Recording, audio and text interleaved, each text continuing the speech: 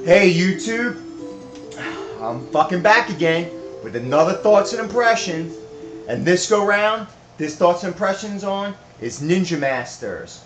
Produced by 80K, came out in 1996 and it's rated at 330 meg.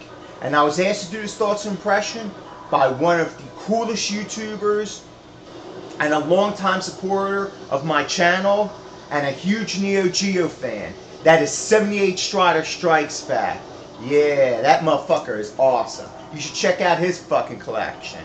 Outstanding shit right there. Alright, so basically, Ninja Masters is 2D base weapons fighter. Came out around the time of Samurai Showdown 4, but a year later came out The Last Blade.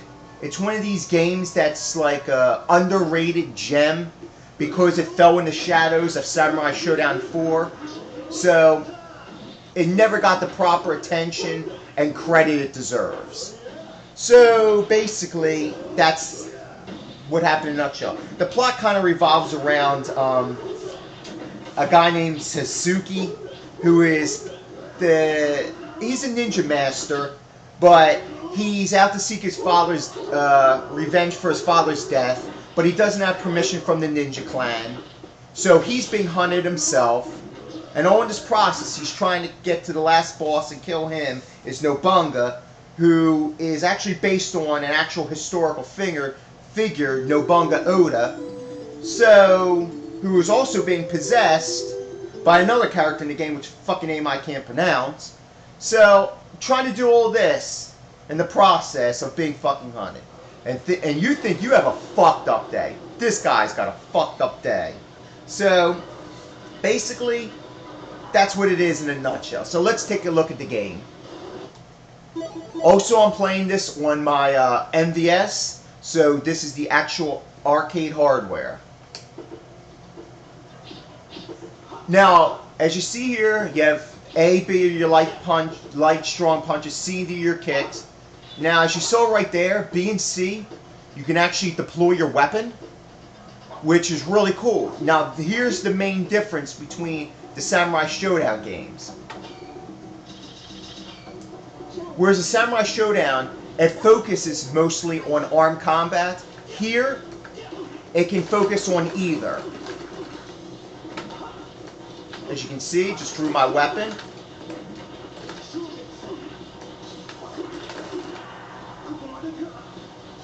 And it adds a new element of strategy, which is different from Samurai Showdown. Like Samurai Showdown, like I stated in other videos, is basically timing of hits, of basically seeing how much massive damage you can get with a specific hit. Here is not its focus. This is highly based on combos. Some of the combos are kind of like, I guess, Tekken-esque type combos, meaning that you press a certain sequential number of buttons and you can launch the person in the air or do another type of attack that sets up the character for another specific move.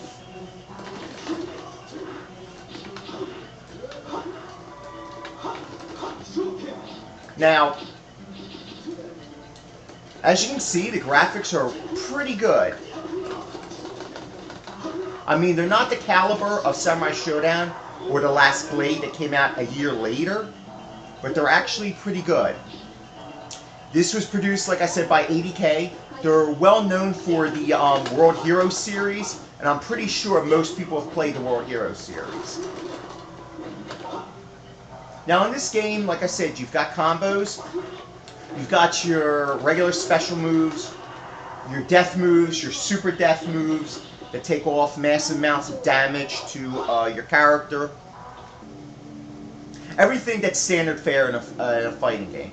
But the one thing I like about this game is because you can draw your weapons and decide whether to fight barehanded, that element of strategy actually comes in handy, because sometimes it might be better not to draw your weapon because the character's hands or feet are faster than that weapon. So it's not. So the game isn't set up like a gimmick. It's actually set up with strategy where you have to actually think about what you have to actually do in order to defeat your enemy. Now, I got a few gripes on this game. I know Freddy's probably fucking cringing right now. He probably wants to stab me in the fucking face because this is his favorite game. Is that my one gripe is that for a Neo Geo game, even though the characters are well animated, especially considering they had to draw animations for not only them fighting barehanded, is they had to draw them or animate them with weapons. But the characters are actually quite small compared to most other Neo Geo games, which characters are usually large and impressive. Here, they're kind of on the small side. I mean, it's a very minor complaint, so it really does not detract from the game at all. Next complaint would probably be still in the graphics department, but it'd be mostly focusing towards the background. While some of the backgrounds look really lush and gorgeous and all that other shit, here some of the backgrounds are really impressive. But then you have some backgrounds that have little to no animation, are sparse, or they're just not presented in, how would they say, they're not up to par with the other backgrounds. I'm not saying it's a bad thing, by no means, but if you look at this guy's stage, Tenho, his stage is okay, but there's really nothing going on. It's very bland. And that's what I'm talking about. The stages vary from really good to just fucking boring. Next gripe is going to be in the animation department, but it comes way of actually the combo system. At certain points in the combo system, it looks like when you press the sequential number of buttons you needed in order to do a specific combos, there's somewhat of a lag on certain things. Now, that could have been rectified with maybe a 1 or 2 more frames of animation in the character's moveset, but it does not detract from the game at all. Now, the positives, and there's a lot of them, is the gameplay. So regardless of anybody telling you about graphics and all, it really comes down to fucking gameplay. I don't give a shit who you are, whatever you're at, it's really, I don't care how good the game looks, it's about the fucking gameplay. And that's where this game excels at. Everything is fast moving, fluid, moves come out with ease. It's really easy to get into, but kind of hard to master. No pun intended. And I could not appreciate this game until I actually got it for the MVS.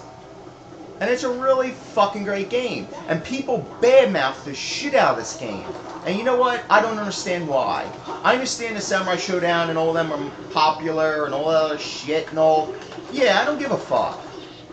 This game should have got the recognition it deserved. Unfortunately, since 80K, this was 80K's last game, and they went defunct, and SNK acquired their intellectual properties, they should have made a sequel to this game. They really could have. Because this is like a diamond in the rough.